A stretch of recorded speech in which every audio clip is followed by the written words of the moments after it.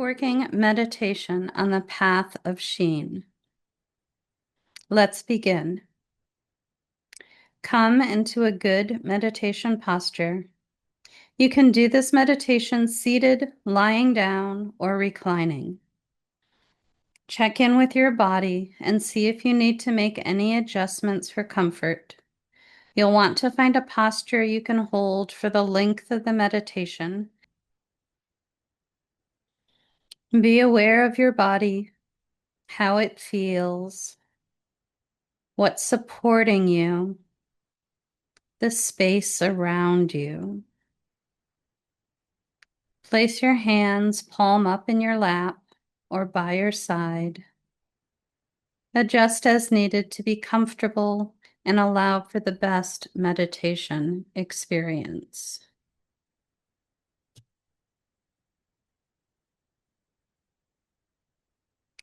Turn your awareness now to your breathing. Watch how the breath flows in and out of the body. How your breath connects your body to the space around it.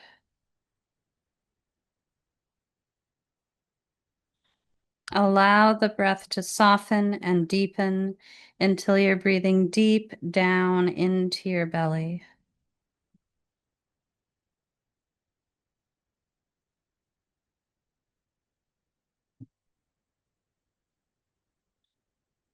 In your mind's eye, imagine or remember a favorite coffee or tea shop, someplace that you always feel welcome and comfortable, but can also sit quietly undisturbed.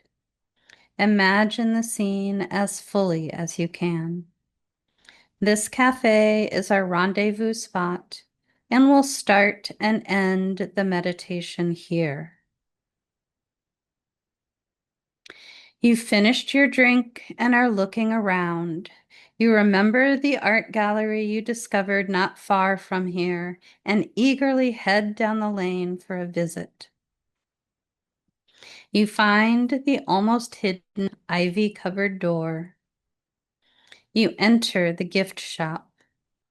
The person behind the register smiles and nods, but doesn't say anything.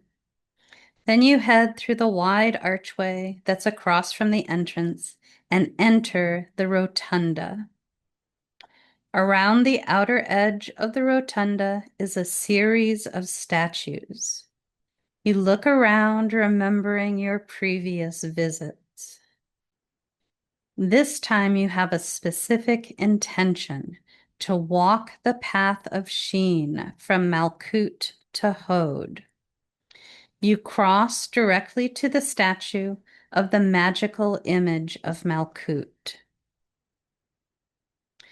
You observe the rough-hewn material, the dull color, and the sense of deep history. You observe the subject, a young woman seated in this rough stone throne. Her feet are bare, her hair loose, a simple crown on her head. She sits with a symmetry that speaks of sovereignty. You spend a moment gazing at this ancient but astonishingly lifelike representation. The lights flicker and you find yourself back in the dark, arched cavern of Malkuth. Before you, in an alcove lit with torches, is the rough-hewn throne. The young woman seated there is now alive, flesh and blood. The young woman greets you. How do you respond?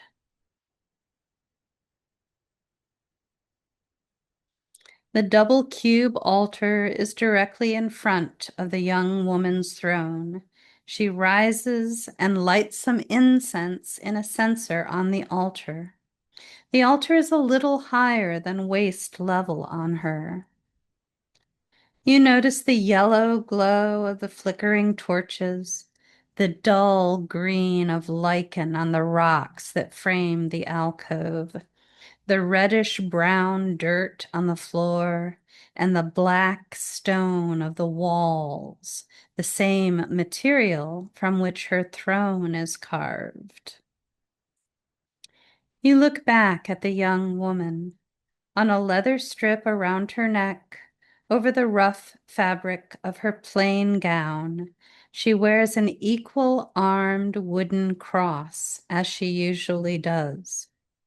Today, she is also wearing a chain with 3 charms, a miniature of the Tarot Judgment card, the Hebrew letter Shin, and an upward pointing triangle for the element fire.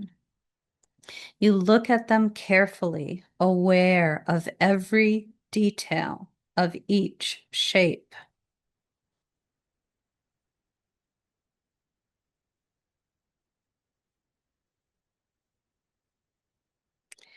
Wisps of smoke waft from a censer. You deeply breathe in the scent of this Sephira, Dittany of Crete, which smells like oregano. Turning your head, you look around the temple. You note that there are 3 doors. Each door is framed in a unique color and bears the image of a tarot card on it. Directly ahead, behind her throne, is an arched stone doorway with the tarot's world card painted on the wooden door.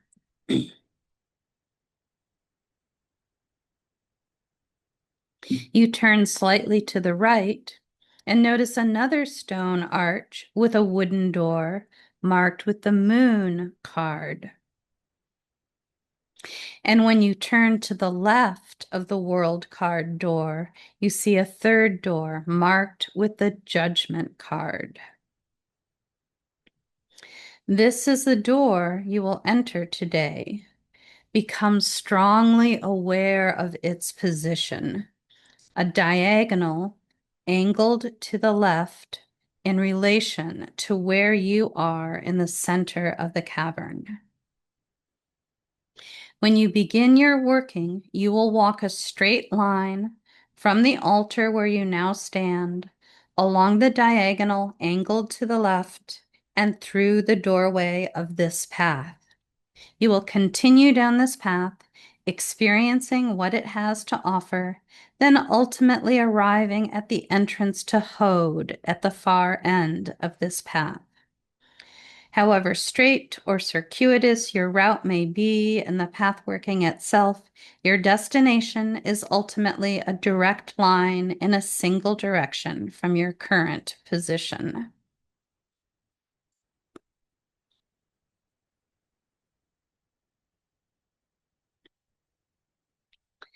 Still standing at the altar at the center of the temple room, you are strongly aware of the colors, scents, and symbols in the cavern of Malkuth. You are ready to begin. You look at the young woman and state your intention to walk the path of Shin. She acknowledges your request and points you towards the Judgment Tarot card on the wooden door in the stone arch.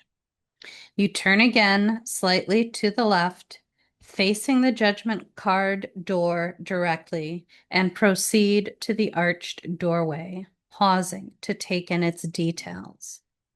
You feel the radiating energy of the glowing orange scarlet color of this arch.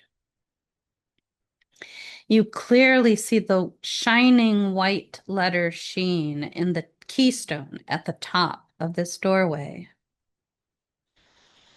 You become tangibly aware of the image of the tarot card Judgment reproduced in perfect detail on the door. You turn to the young woman in her plain gown and simple crown. You see her necklaces, one with the equal-armed cross, one with the 3 charms for the Judgment card, the letter Shin, and the upward pointing triangle. You know she has a lot to teach you. You invite her to walk this path with you as your guide. How does she respond? You place your hand on the door's latch, ready to enter. She places her hand on yours, and together you intone 3 times the God name of the path ahead of you, Elohim. Elohim.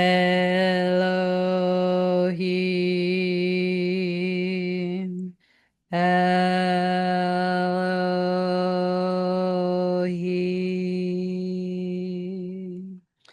Elohim.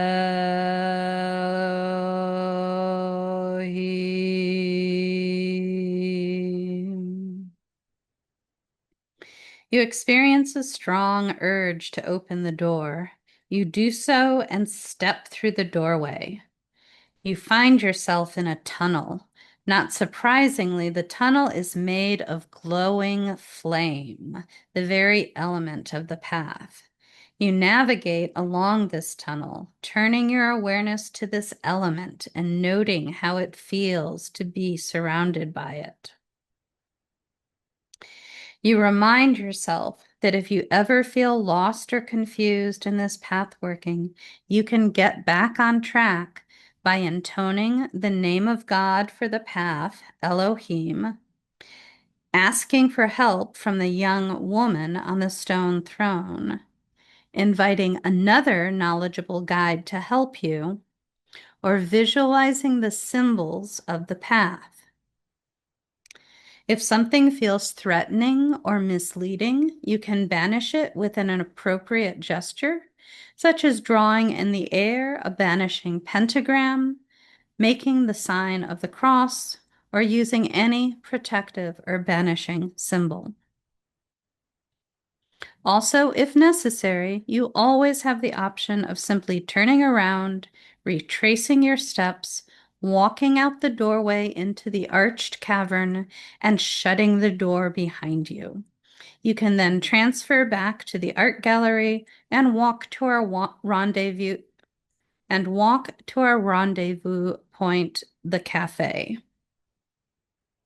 Fortified by this reminder, you continue down the elemental tunnel of the path. You notice that you have the 3 cards that you drew tucked in your garments. You return your awareness to your environment. You're surrounded by glowing flame. You experience this with all your senses. The scent of olibanum pervades this space, like frankincense with a top note of citrus. It reminds you of a vast cathedral with wafting incense. You progress along the tunnel, contemplating the judgment card, while you experience these glowing flames. You recognize that the most significant experience at this point is one of light. The flames are overwhelmingly bright, like the flare of a newly struck match, but to the extreme. The tunnel begins to change shape, and again, contemplating the judgment card combined with the card you drew for what can I learn from the card of the path, you understand why the tunnel is taking the shape that it's taking. What shape is it taking? You have a sudden idea and slip the card you drew for what can I learn from the card of the path into a visible but inconspicuous location. It seems like a good way to mark your path, like tying a fabric strip to a tree branch. You walk through this bright place and come out into the landscape of the Path of Shin.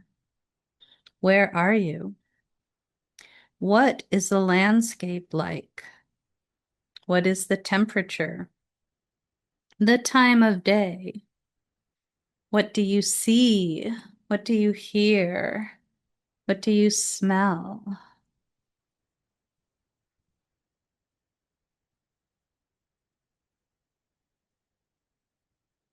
You turn and look back and see the young woman from the stone throne hesitating in the mouth of the tunnel.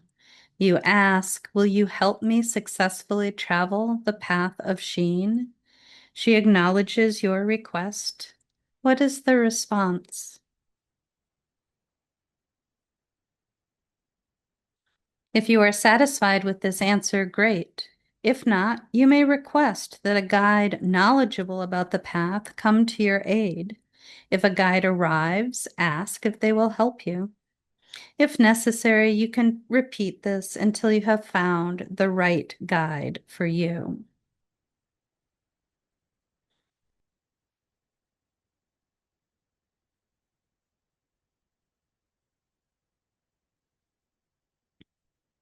Now that you have a knowledgeable and experienced advisor for this path, you continue under their expert guidance.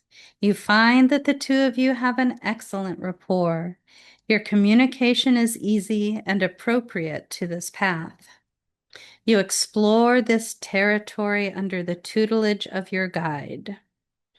Ask your guide any questions you have about the Path of Shin or the Judgment card.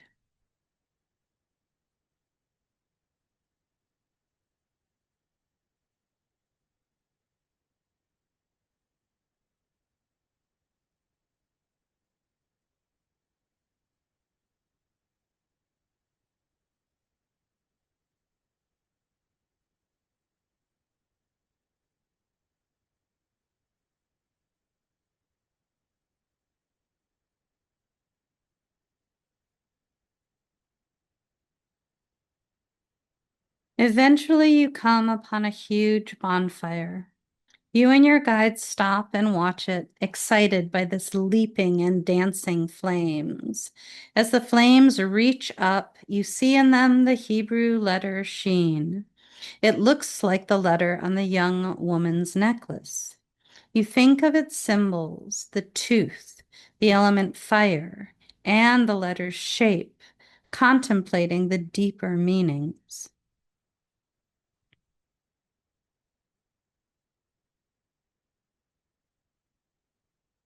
You think of the idea of burning, of destruction, of consumption. You suddenly are starkly aware of something that's been holding you back from your goals, your personal growth. You write it on a piece of paper and then say a few words of release as you place it in the fire. What do you sacrifice to the flame? What words do you use to let it go?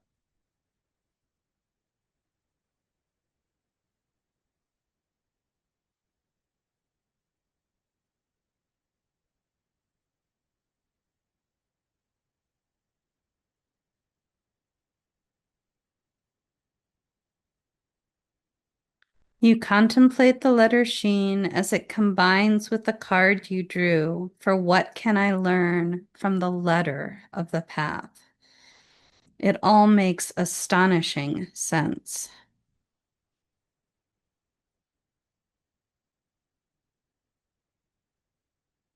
You tell your guide how this card helped you better understand the symbolism of the letter. You ask your guide any questions you have about the letter and your understanding of it. How does your guide respond?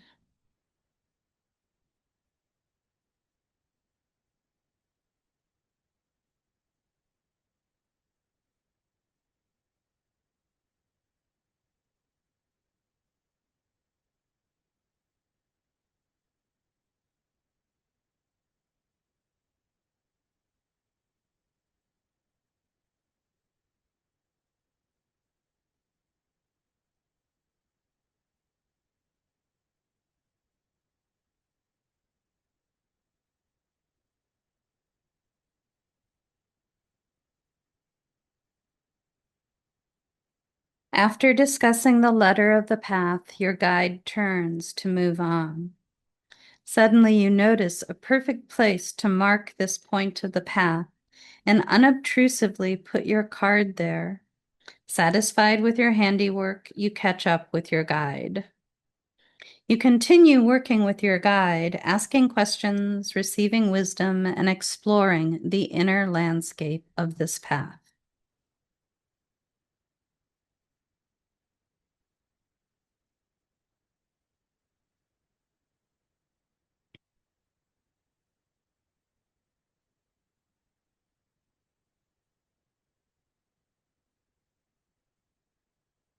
You continue on and realize you are probably nearing the end of your journey.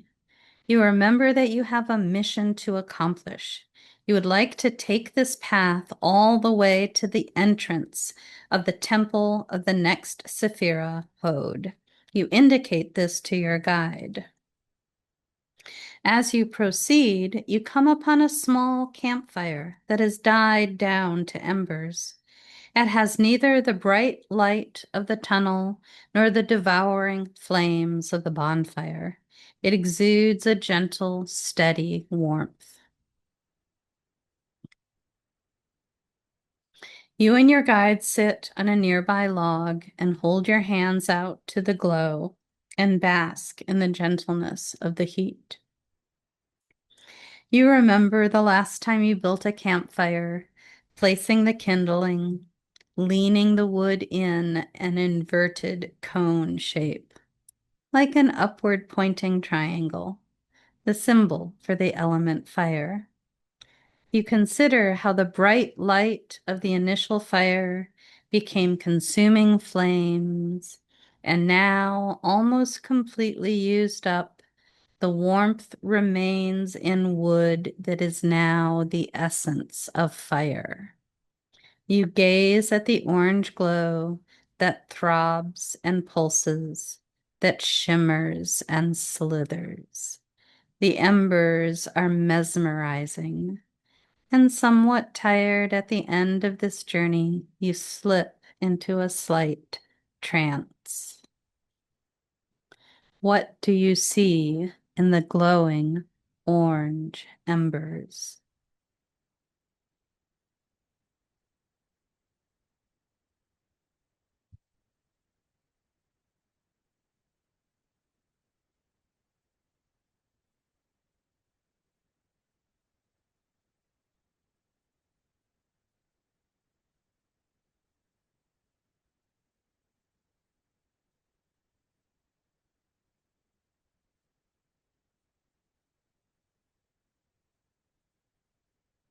You contemplate the upward pointing triangle, the idea of fire and its expression as warmth, and consider the card you drew for what can I learn from the element of the path. It truly encapsulates so much of your experience today. You describe the card to your guide and explain how it helped you better understand the elemental correspondence for this path. You ask your guide any questions you have. They respond in a way that is easy to understand and quite enlightening.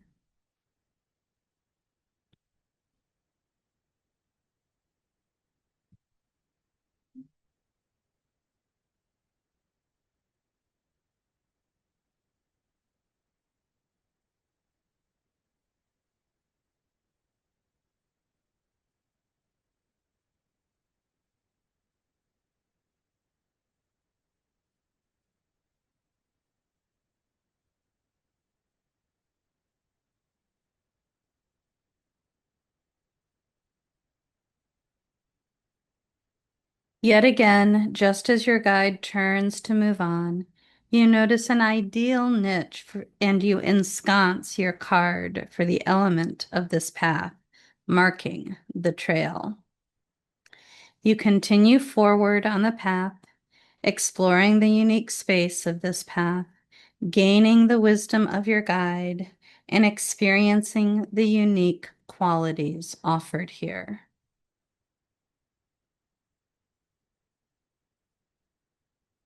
Eventually, you arrive at the entrance to the next Sephira. The doorway is orange, and on the door is a circle with the number 8 on it. You see the name of the Sephira Hod spelled out in English or perhaps Hebrew.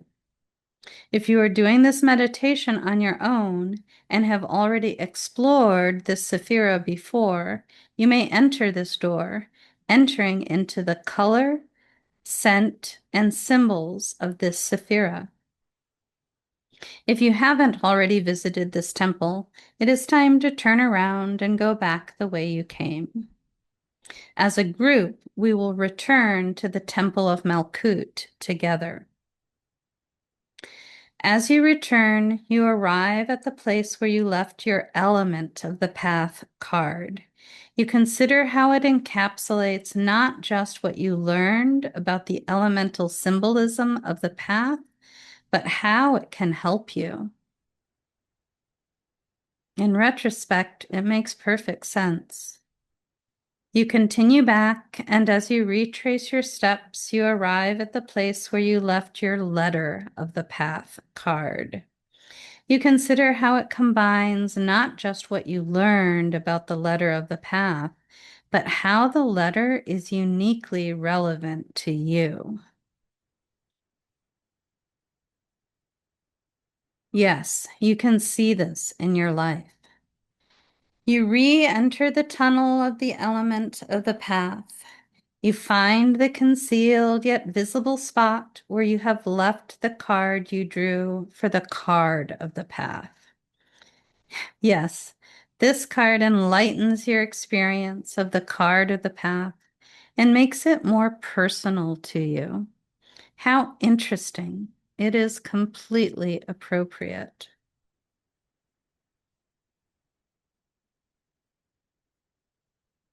You let your guide know that your time is at an end. You thank them for all that they have done for you. You notice your guide has something. They present to you a small box. Surprised, you thank your guide. You run your fingertips over the surface of the box, observing how it feels. You open the box. Inside is a perfect memento of today's journey. Your guide explains that you can use this at any time to bring to mind the experience you had. And furthermore, this gift will allow you to contact this guide whenever you need the energy or wisdom of this path. This is the perfect conclusion to a perfect day. You thank your guide sincerely. You ask if you can come back to visit. Your guide's answer makes you smile. As you wind down your journey, you review all the important places you visited, people you met, experiences you had, and insight you gained. You see the door at the end of the tunnel, ajar, waiting for your return. You hurry back.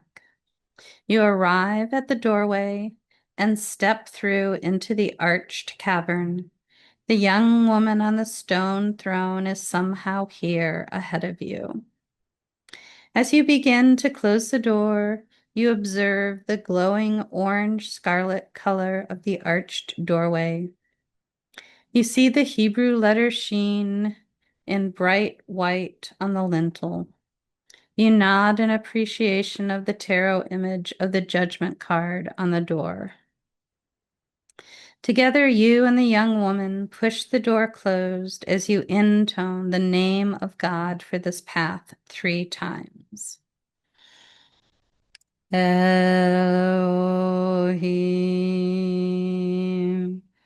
Elohim,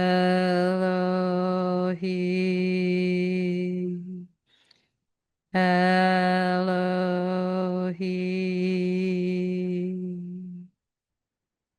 You firmly shut the door, knowing you are welcome to return whenever you like. You thank the young woman one last time. You turn away and walk with your head bowed low, deep in thought as you process this interesting experience.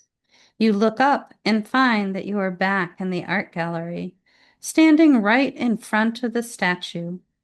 The whole thing felt so real, but at the same time you wonder if it was all in your imagination. You look around the rotunda, then exit through the gift shop.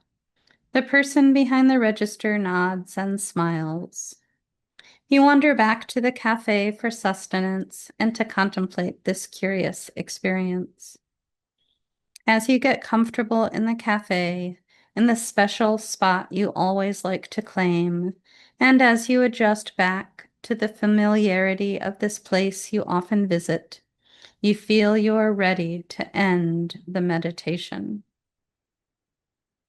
I'll count backward from 10, and you can feel yourself returning to waking reality, like walking down a spiral staircase. By the time I get to 1, you'll be back in the here and now. 10, 9, 8. You become aware of the chair you're sitting on. 7, 6, 5. You become aware of the space you're in. 4, 3, 2, 1. Welcome back. The meditation is now over. Wiggle your fingers and toes, stretch and take a deep breath. You are back to reality, but with greater insight and a new place to visit in the spirit world. Take a moment to think through what happened. It might be useful to journal your experiences.